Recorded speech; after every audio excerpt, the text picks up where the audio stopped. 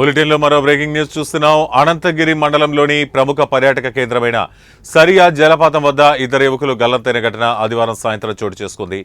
స్థానికులు పోలీసులు అందించిన వివరాలు ఇలా ఉన్నాయి. విశాఖపట్నం పూర్ణ మార్కెట్ ప్రాంతానికి చెందిన 6 యువకులు సరియా జలపాతాన్ని తిలకించేందుకు వచ్చారు.